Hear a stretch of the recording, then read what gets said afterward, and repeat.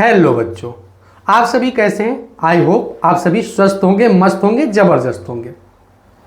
बेटा आज लक्ष्य बैच की पहली क्लास होने वाली है। जैसा कि आपको पता है कि लक्ष्य बैच क्लास 10 मैथ के लिए डेडिकेटेड है, जिसमें हम क्लास 10 की मैथ पढ़ेंगे। बेटा आज इसमें हम चैप्टर स्टार्ट करने वाले हैं क्लास 10 मैथ में द्विघात समीकरण। अब फिर वही आपका सवाल आएगा कि सर पहला भी चैप्टर आपने छोड़ दिया, दूसरा भी छोड़ दिया, तीसरा भी छोड़ दिया। भैया हमने छोड़ा नहीं है चैप्टर को, हमारा पढ़ाने का तरीका थोड़ा सा अलग है। सीक्वेंस से चैप्टर ना पढ़ाकर हमारा मकसद ये होता है कि बच्चे को पहले ये तो थोड़ा सा आइडिया हो जाए कि क्लास 10 में क्या हम ऐसे कुछ चैप्टर हैं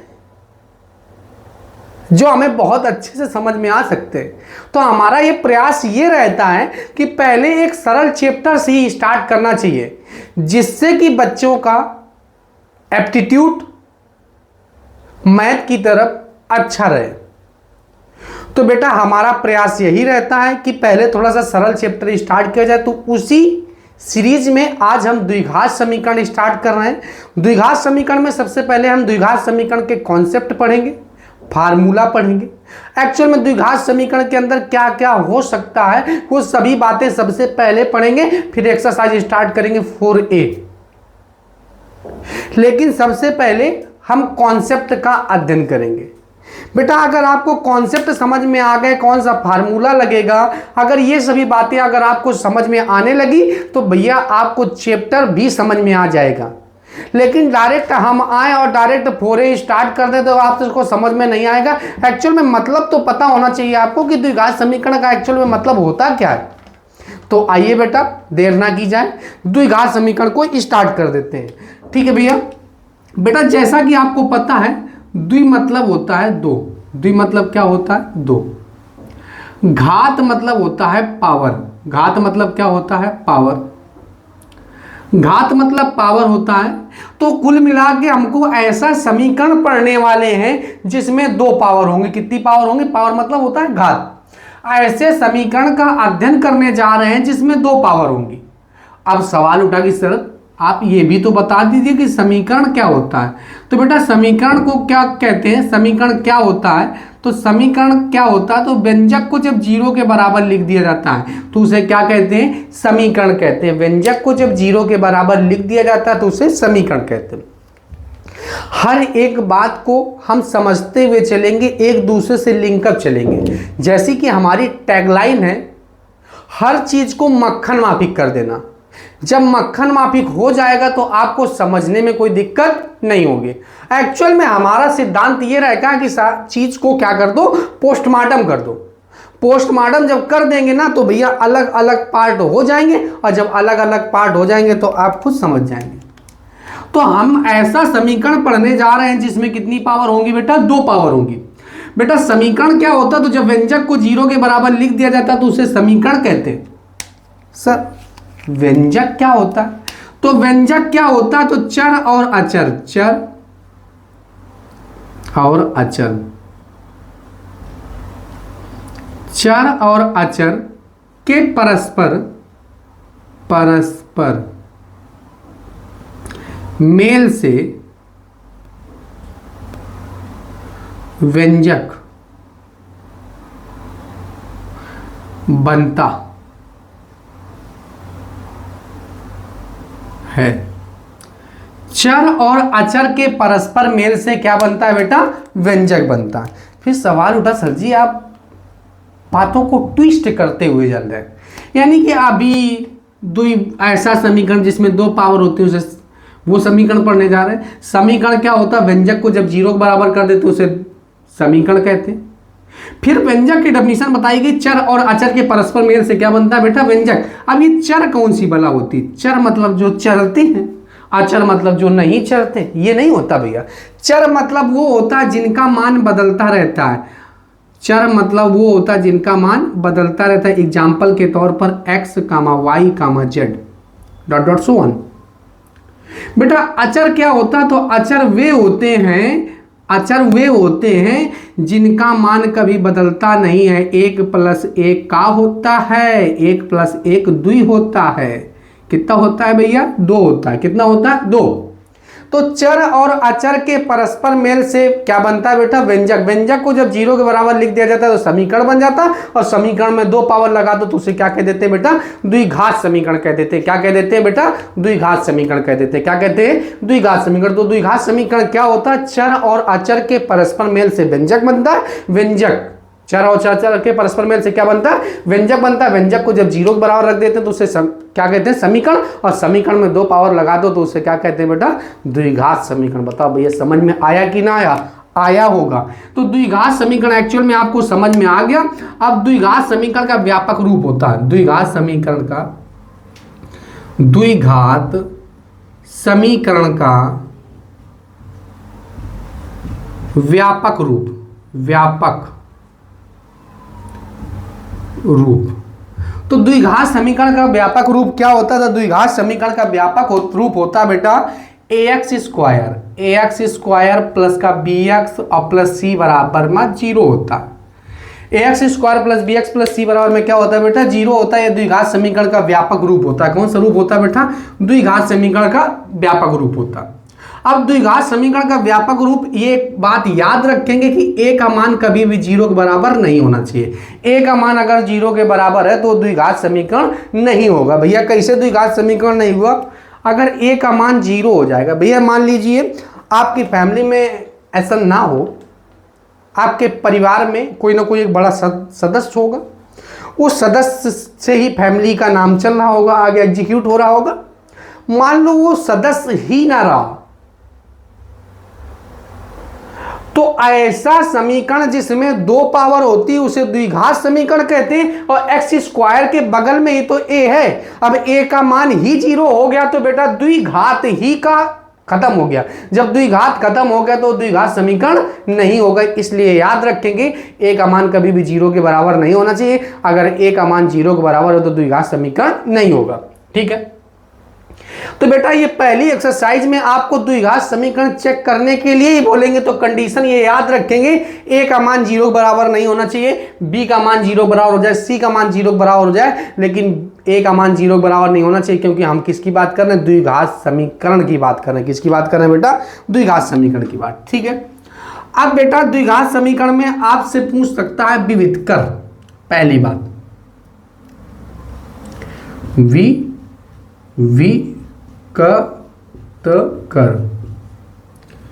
विविधकर पूछ सकते हैं। तो विविधकर क्या होता है? तो विविधकर d बराबर होता है बेटा b स्क्वायर माइनस में 4ac। b स्क्वायर माइनस में क्या होता है बेटा? 4ac होता है। तो विविधकर याद रखेंगे b स्क्वायर माइनस में 4ac होता है। सवाल आगे आएंगे, कराएंगे, टेंशन नॉट। अभी केवल फार्मूलों को समझते जाओ आप।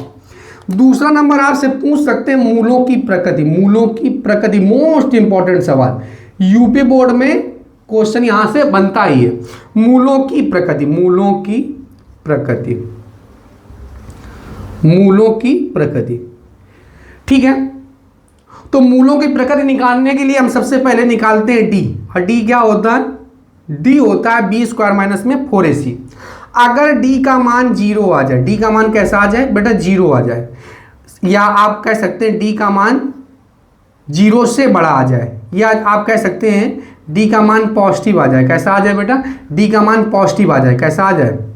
पॉजिटिव आ जाए।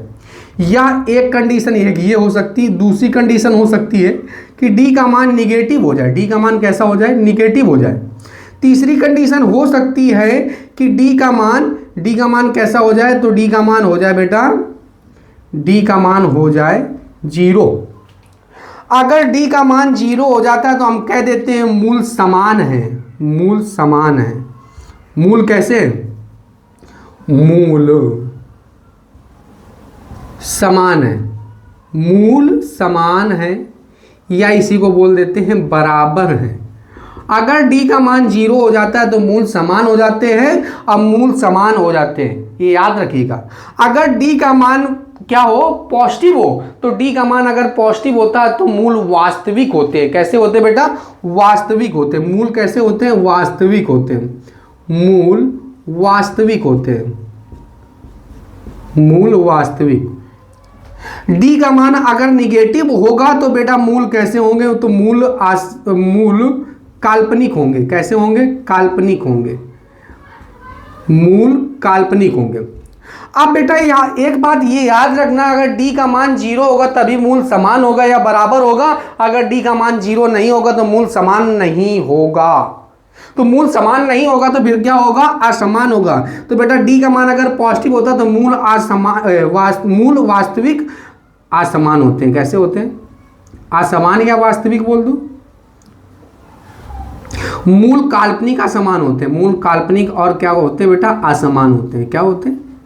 असमान काल्पनिक बोल दो, चाहे तो असमान वास्तविक बोल दो, चाहे तो वास्तविक असमान बोल दो। ये बात याद रखेंगे। अगर आपको मूलों की प्रकृति पूछेगा तो मूलों की प्रकृति पूछने से पहले आप डी का मान निकालेंगे। डी का मान कैसे निकालेंगे आगे हम आपको बताएंगे।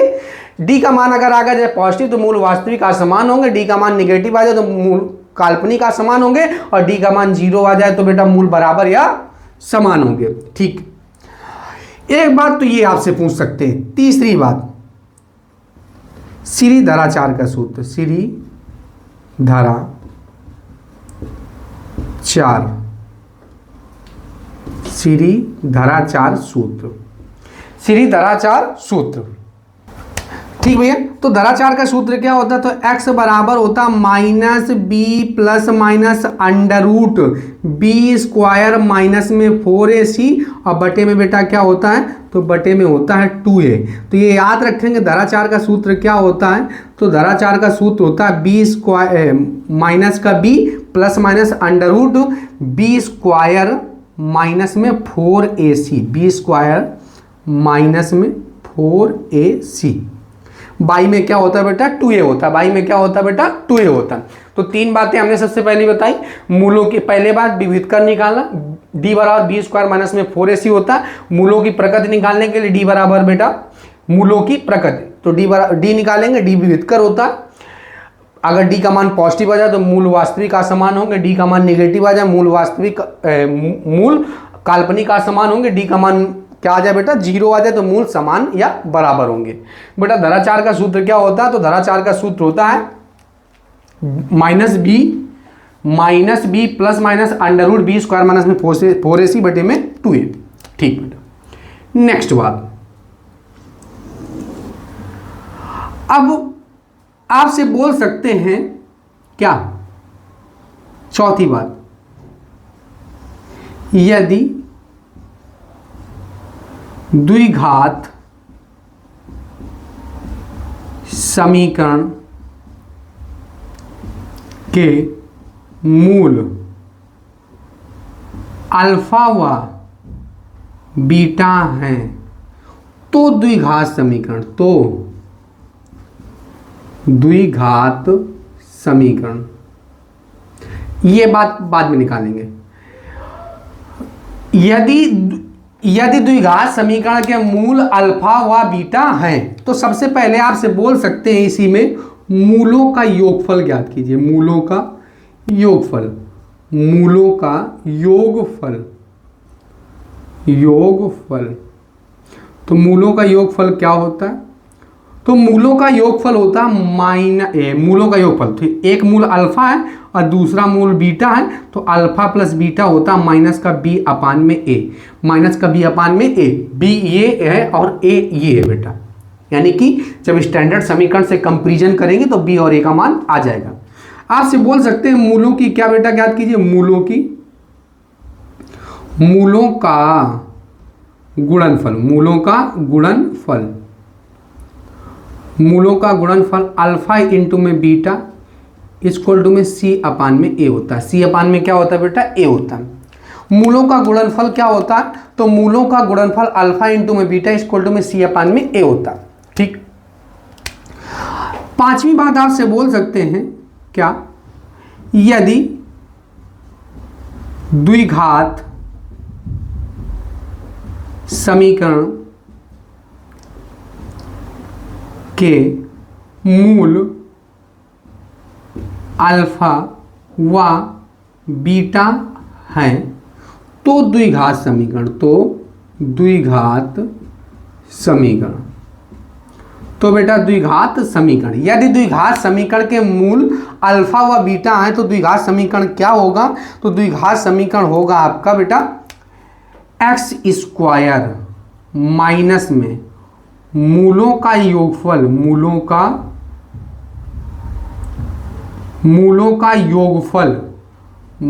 का योगफल इनटू में एक्स प्लस मूलों का गुणनफल,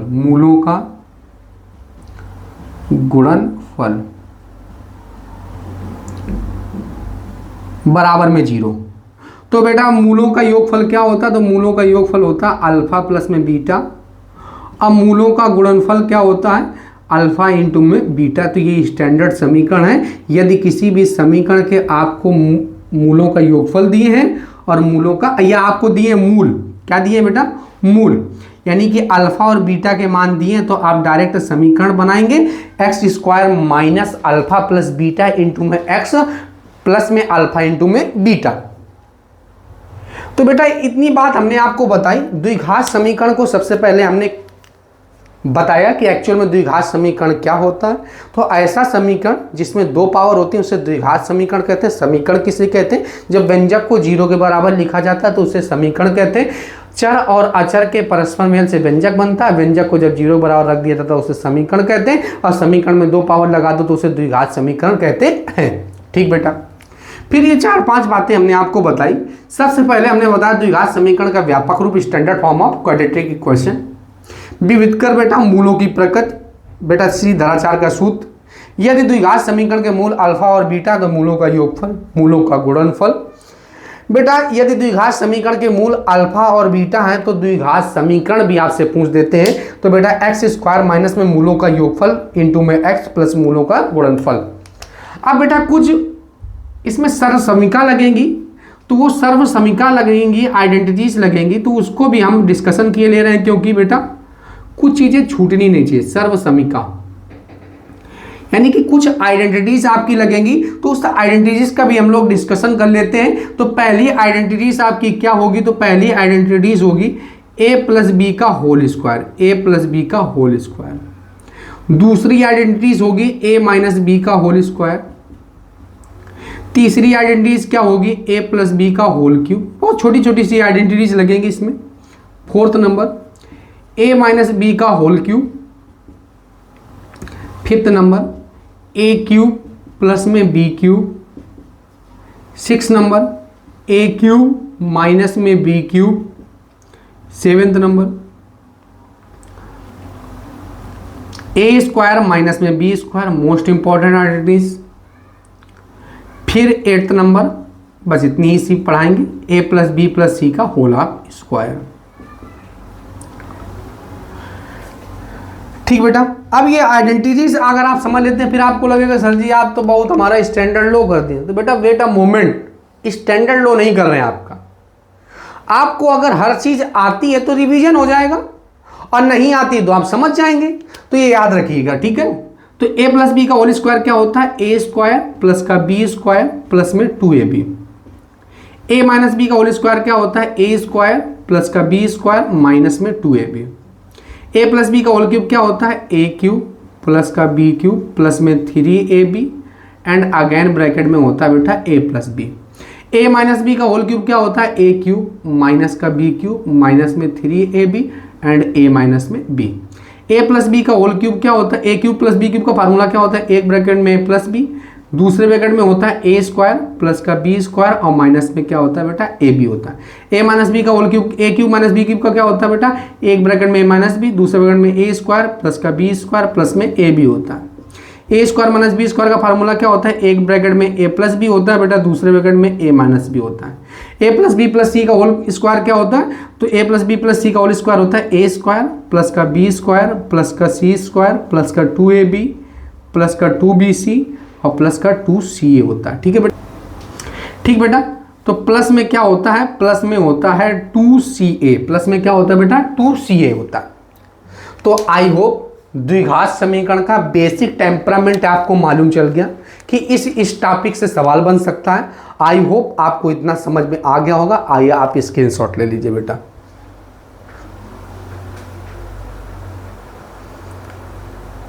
बेटा आपने स्क्रीनशॉट ले लिया होगा। आइए अब हम इसको इरेज कर देते हैं। अब बेटा हम एक्सरसाइज 4A स्टार्ट करते हैं। ठीक है, स्लोली स्लोली सभी सवालों को पढ़ेंगे ध्यान से। एक्सरसाइज 4A, जैसा कि आपको हम पहले ही बता चुके हैं कि ये जो सभी एक्सरसाइज हैं या कोई भी सवाल है तो एक रेफरेंस बुक के हिसाब से हम पढ़ा रहे हैं डॉक्टर मनोहर रे को। किसको पढ़ा रहे हैं बेटा? क्लास 10th में डॉक्टर मनोहर रे को और क्लास 12th में डॉक्टर हर्षरूप शर्मा को पढ़ाएंगे। ठीक है बेटा, क्योंकि यूपी बोर्ड में बहुत ज़्यादा क्वेश्चन जो डिमांडिंग क्वेश्चन है वो कहाँ से बनते हैं? 10th में बनते हैं डॉक्टर मनोहर रे से, जो कि फेमस किताब है। और 12th में किससे बनते हैं? तो हर्षरूप शर्मा से बनते हैं। ठीक बेटा, पहला ही सवाल है। सबसे हमने जैसा कि आपको पहले ही बता दिया था, सबसे पहले 1 से लेकर 9 तक सवालों में 1 से लेकर 9 तक सवालों में आपसे कुछ नहीं बोलेंगे, आपसे ये बोलेंगे कि जांच कीजिए कि क्या निम्न द्विघात समीकरण है। यानी कि आपसे बोलेगा कि इनमें क्या कौन सा द्विघात समीकरण है या द्विघात समीकरण नहीं है। तो पहला ही सवाल है x+1 का होल ऑफ स्क्वायर, यानी कि x+1 का whole of square equal to में 2x माइनस में 3।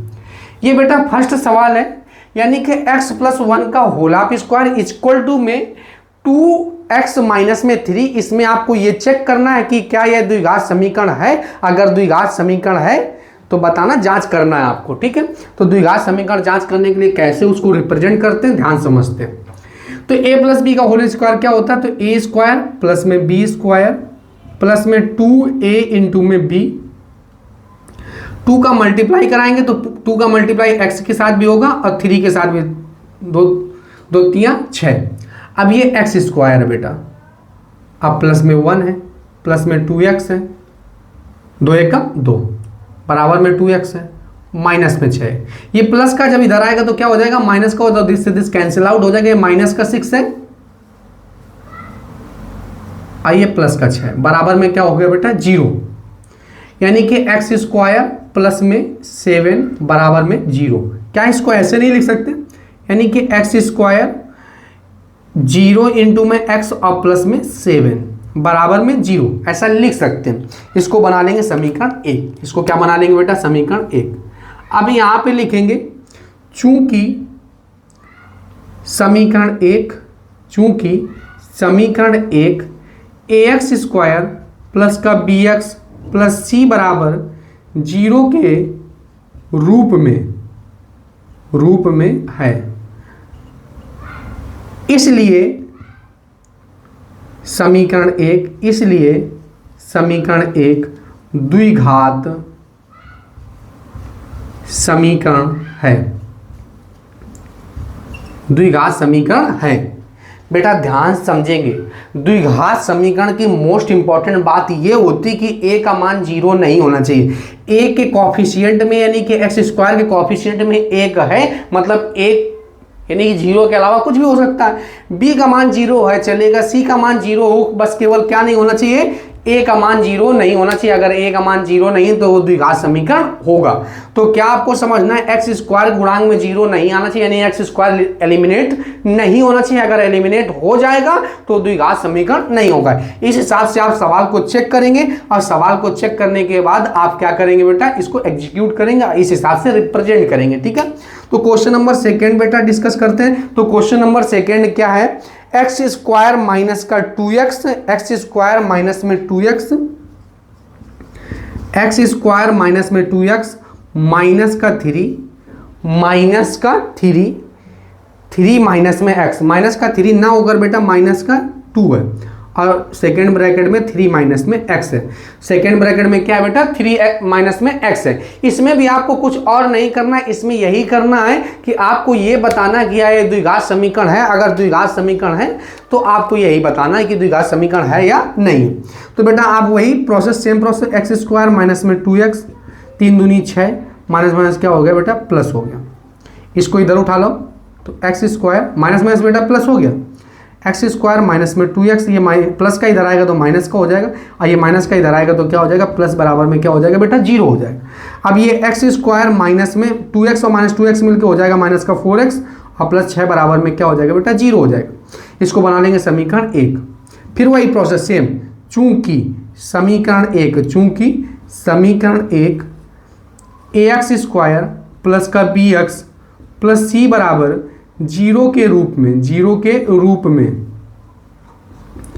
है, इसलिए दिया गया समीकरण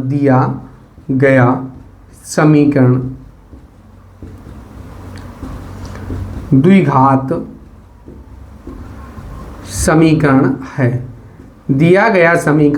समीकरण है। तो समीकरण 1 ax square plus bx plus c बराबर 0 के रूप में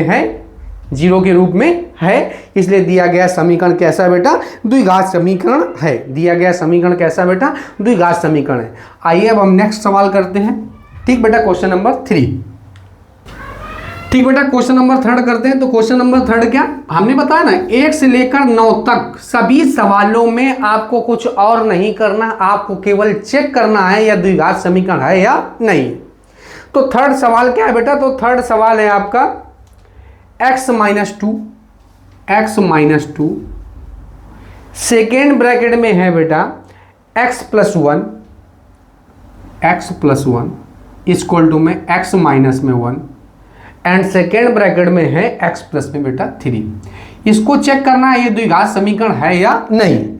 तो चेक करने का वही सिंपल सा मेथड, सबसे पहले आप कैलकुलेट करो। कैलकुलेट करने के बाद आपको ये देखना है क्या ये X square plus B X plus C बराबर 0 के रूप में है। अगर 0 के रूप में है, X square plus B X plus C बराबर 0 के रूप में है तो द्विघात समीकरण होगा, अदरवाइज द्विघात समीकरण नहीं होगा। ठीक, आप गुणा कराओ बेटा, एक्स का एक्स में गुणा होगा तो एक्स स्क्वायर हो जाएगा, माइनस में 2x हो जाएगा, प्लस में x हो जाएगा 2 एकम 2। x का x में हो गया एक्स स्क्वायर, माइनस में 2x हो गया, प्लस में x हो गया 2 एकम 2। x स्क्वायर हो गया, माइनस में x हो गया, प्लस में 3x हो गया, माइनस में क्या हो गया बेटा 3 एकम 3। अब x स्क्वायर से x स्क्वायर कैंसिल आउट हो जाएगा, ये हो गया भैया माइनस में 2x, एक x गया तो कितना बचा माइनस का x बचा, और माइनस में 2, माइनस में कितना बचा 2x, नहीं प्लस में 2x बचा बेटा, प्लस में क्या बचा 2x बचा, माइनस में 3, सबको एक तरफ उठा लाओ तो माइनस में x, माइनस में 2, माइनस में 2x और प्लस का 3 बराबर में 0। माइनस का 2x और माइनस का x मिलकर हो गया माइनस का 3x, अब प्लस में 3 में 2 एक घटा के तो कितना बचा बेटा प्लस का 1। अब वही बात हुई ना, एक्स स्क्वायर वाला टर्म क्या हो गया 0 हो गया, क्या हो गया 0 हो गया। तो यहाँ पे लिखेंगे, इसको बनाएंगे समीकरण, सेम प्रोसेस वही, यहाँ पे ऐसे क्या लिखेंगे, चूंकि समीकरण एक ax स्क्वायर प्लस का bx प्लस c बराबर 0 के रूप में नहीं है, इसलिए समीकरण एक द्विघात समीकरण नहीं है, द्विघात समीकरण नहीं है। समीकरण एक ax square plus bx plus c बराबर 0 के रूप में नहीं है, इसलिए समीकरण एक द्विघात समीकरण नहीं है बेटा। ठीक, क्वेश्चन नंबर 4। तो क्वेश्चन नंबर 4 क्या है, उसमें चेक करना है, 1 से लेकर 9 तक सभी सवालों में चेक करना है। तो क्वेश्चन नंबर 4 क्या है, x माइनस में 3 सेकेंड ब्रैकेट में 2x प्लस में 1 थर्ड में x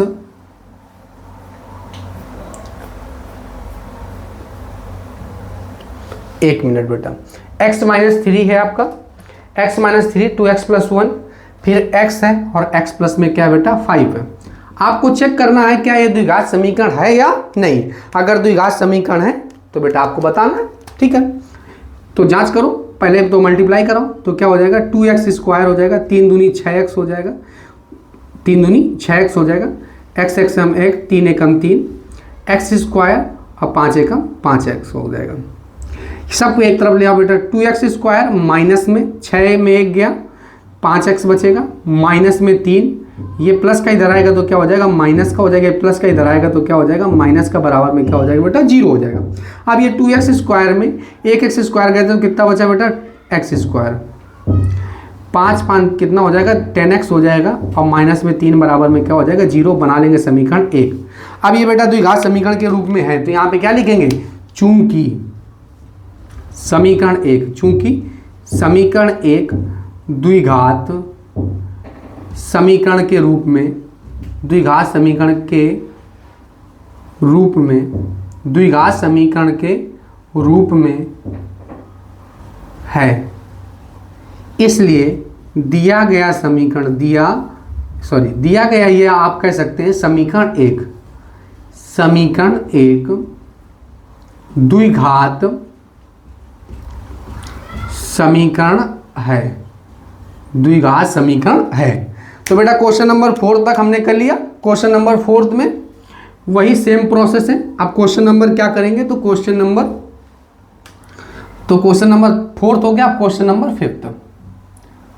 अब क्वेश्चन नंबर 5 है, तो क्वेश्चन नंबर 5 क्या है बेटा, तो 5 में है एक्स स्क्वायर प्लस का 3x प्लस 1, एक्स स्क्वायर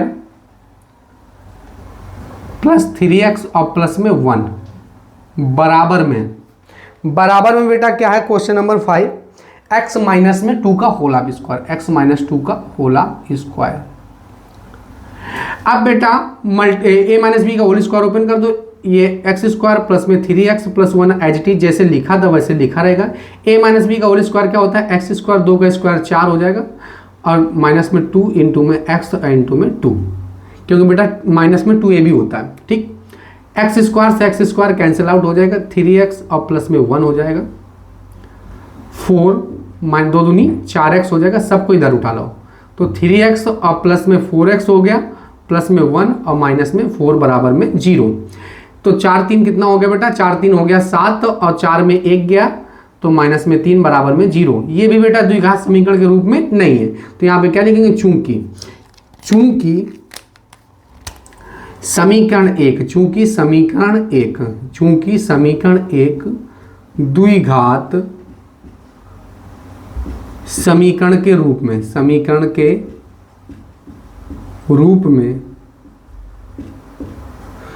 रूप में नहीं है, इसलिए समीकरण 1 द्विघात समीकरण नहीं है, क्योंकि बेटा एक्स स्क्वायर का टर्म क्या हो गया बेटा, 0 हो गया, एक्स स्क्वायर का टर्म 0 हो गया, इसलिए द्विघात समीकरण नहीं है। अब क्वेश्चन नंबर बेटा क्या करते हैं, तो क्वेश्चन नंबर 6 करते हैं। तो क्वेश्चन नंबर 6 क्या है, तो क्वेश्चन नंबर 6 में आपसे बोले हैं सेम वही सब बोल रहे हैं, x प्लस 2 का होल स्क्वायर, x प्लस 2 का होल स्क्वायर, x प्लस 2 का क्यूब है बेटा, x प्लस 2 का क्यूब बराबर में है 2x और अगेन ब्रैकेट में है x स्क्वायर माइनस में बेटा 1। अब बेटा इसको कैसे एग्जीक्यूट करना है तो ध्यान से समझेंगे। तो a प्लस बी का होल क्यूब क्या होता है, तो a प्लस बी का होल क्यूब आपको हम पहले ही डिस्कस कर चुके हैं। तो क्या होता है, a क्यूब प्लस में b क्यूब प्लस में 3a इंटू में b एंड अगेन ब्रैकेट में a प्लस में b। अब इसका मल्टीप्लाई कराएंगे तो क्या हो जाएगा बेटा, 2x क्यूब हो जाएगा, 2x क्यूब और माइनस में 2x हो जाएगा। ठीक बेटा, अब ये x क्यूब बना रहेगा, 2 का क्यूब कितना होता है, तो 2 का क्यूब 8 होता है, 3 दूनी 6x हो गया, x प्लस में 2 हो गया, इधर हो गया 2x क्यूब और माइनस में 2x। अब x क्यूब प्लस में 8 और इसका गुणा कराएंगे तो क्या हो जाएगा बेटा, 6x स्क्वायर और 6 दूनी 12x हो जाएगा, बराबर में 2x क्यूब हो जाएगा और माइनस में 2x हो जाएगा। सबको एक तरफ ले आएंगे बेटा, x क्यूब प्लस में 8 प्लस में 6x स्क्वायर प्लस में 12x माइनस में 2x क्यूब और प्लस में 2x बराबर में 0। 2x क्यूब में एक x क्यूब घटेगा तो कितना बचेगा, माइनस का x क्यूब प्लस में 6x स्क्वायर, ये लिखेंगे 12x में 2x जोड़ दो तो बेटा कितना बचेगा, 14x बचेगा, अब प्लस में 8 बराबर में 0। अब इसमें बच्चों को डाउट रहता है कि ये द्विघात समीकरण है या नहीं। इसमें पावर भी 2 है और पावर इसमें कितनी है बेटा 3। तो ये याद रखेंगे, जो ये समीकरण की जो फैमिली होती है इसमें जितनी ज़्यादा पावर होती है उसी के हिसाब से इसका नाम पड़ जाता है। तो इसमें अगर 3 अधिकतम पावर से कंसीडर किया जाता है, न्यूनतम चाहे जितनी हो उससे कोई मतलब नहीं है। अधिकतम पावर इसमें 3 है, इसलिए त्रिघाती समीकरण है। कौन सा समीकरण है? त्रिघाती समीकरण है। तो हमें तो जांच करनी थी द्विघात समीकरण की, तो यहाँ पे क्या लिखेंगे, इसको बनाएंगे समीकरण 1 और यहाँ पे लिखेंगे चूंकि समीकरण 1, चूंकि समीकरण 1 चूंकि समीकरण 1, अच्छा ये लिख दिया एक्स स्क्वायर प्लस, चूंकि समीकरण 1 ax स्क्वायर प्लस का bx और प्लस c बराबर 0 के रूप में है। ठीक है, यहाँ भी ठीक लिखा है, यहाँ भी गलत दिख गया। समीकरण 1 ax स्क्वायर प्लस का bx और प्लस c बराबर 0। ठीक, तो यहाँ पे लिखेंगे समीकरण 1 ax स्क्वायर प्लस का bx और प्लस c बराबर 0 के रूप में नहीं है, रूप में नहीं है। इसलिए समीकरण 1 द्विघात समीकरण नहीं है, इसलिए द्विघात समीकरण नहीं है। तो बेटा आई होप आप लोगों के क्वेश्चन समझ में आ गए होंगे। क्वेश्चन नंबर 6, आपको केवल कुछ नहीं बताना, आपको ये बताना कि द्विघात समीकरण है या नहीं है। X square plus B X plus C बराबर 0 के रूप में होंगे तो द्विघात समीकरण है, अगर X square plus B X plus C बराबर 0 के रूप में नहीं है तो द्विघात समीकरण नहीं है। आइए आप लोग बेटा स्क्रीनशॉट ले लीजिए। बेटा आप लोगों ने स्क्रीनशॉट ले लिया होगा। आइए अब हम इसको इरेज कर देते हैं। बेटा क्वेश्चन नंबर 6 तक हम लोग डिस्कस कर चुके हैं, अब क्वेश्चन नंबर 7 डिस्कस करते हैं। ठीक, तो क्वेश्चन नंबर 7, तो क्वेश्चन नंबर 7 में क्या कह रहे हैं आपसे, सब में आपको द्विघात समीकरण चेक करना है, द्विघात समीकरण है या नहीं है। तो पहला बेटा सवाल क्या है, तो क्वेश्चन नंबर 7 क्या है, एक्स क्यूब है माइनस में 4x स्क्वायर है, 4x स्क्वायर है बेटा, माइनस में x है, प्लस में 1 है, बराबर में x माइनस 3 का होल क्यूब है। x माइनस 3 का क्या है बेटा, होल क्यूब है। आपको ये बताना है ये द्विघात समीकरण है या नहीं है। तो सिंपल सा वही मेथड है, एक्स क्यूब माइनस में 4x स्क्वायर माइनस में x plus 1 as it is जैसा लिखा है वैसे लिख देंगे।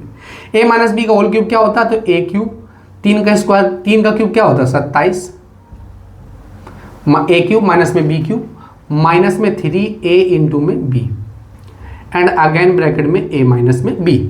एक्स क्यूब से एक्स क्यूब कैंसिल आउट हो गया, माइनस में 4x स्क्वायर माइनस में x और प्लस 1 जैसे लिखा रहेंगे, माइनस का 27, 3 त्रिका 9, 3 त्रिका 9, x माइनस में 3, माइनस में 27, 9x स्क्वायर, 9 त्रिका 27x और माइनस माइनस क्या हो जाएगा बेटा, प्लस हो जाएगा, माइनस में 4x स्क्वायर माइनस में x और प्लस में 1 जैसे लिखा था लिखा रहेंगे।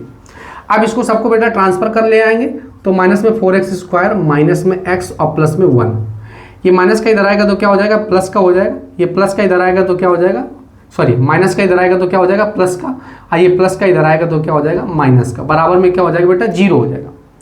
अब ये 4x स्क्वायर है, 9x स्क्वायर है तो कितना बचेगा, 5x स्क्वायर बचेगा, ये 27 और एक 28x हो जाएगा, और ये 27 और एक क्या हो जाएगा बेटा 28, बराबर में क्या हो जाएगा बेटा 0 हो जाएगा।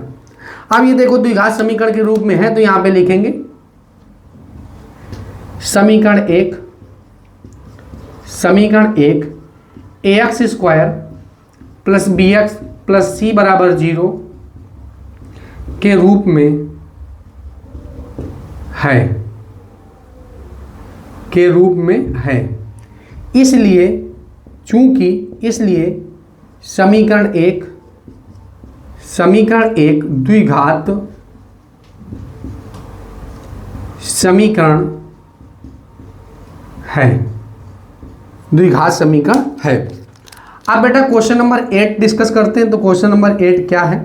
तो क्वेश्चन नंबर 8 है 2x माइनस 1 और x माइनस 3।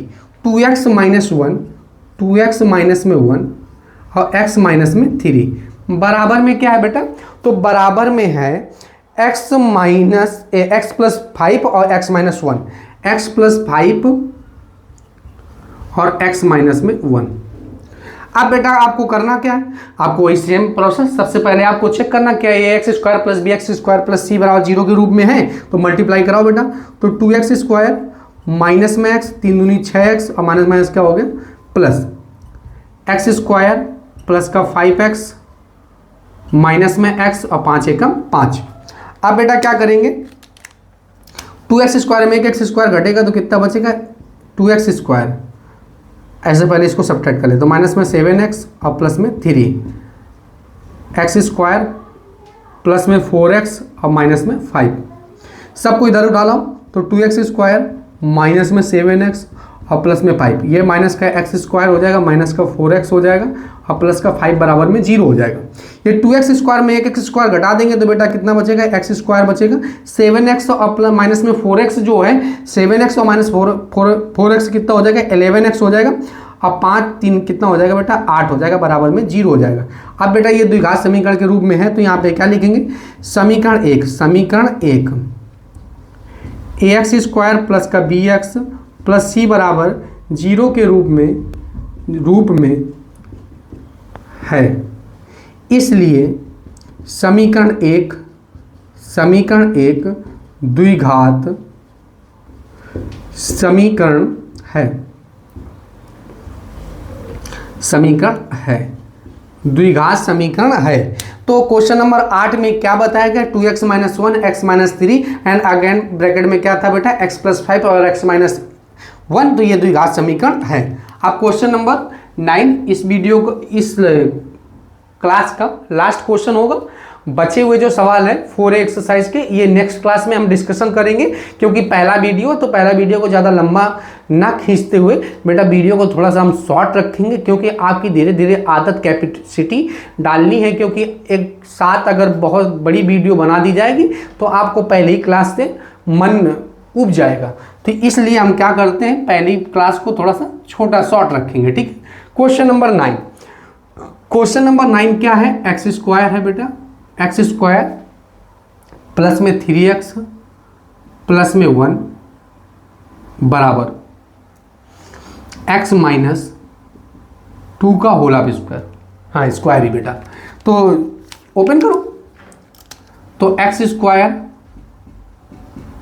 प्लस में 3x और प्लस में 1, a माइनस बी का होल स्क्वायर क्या होता है, a स्क्वायर 2 का स्क्वायर 4 और 2 दूनी 4x माइनस में 4x होगा 4ab, तो एक्स स्क्वायर से एक्स स्क्वायर कट जाएगा बेटा 3x और प्लस में 1, ये प्लस का इधर आएगा तो माइनस का हो जाएगा, ये माइनस का इधर आएगा तो क्या हो जाएगा बेटा प्लस का हो जाएगा, बराबर में क्या हो जाएगा बेटा 0 हो जाएगा।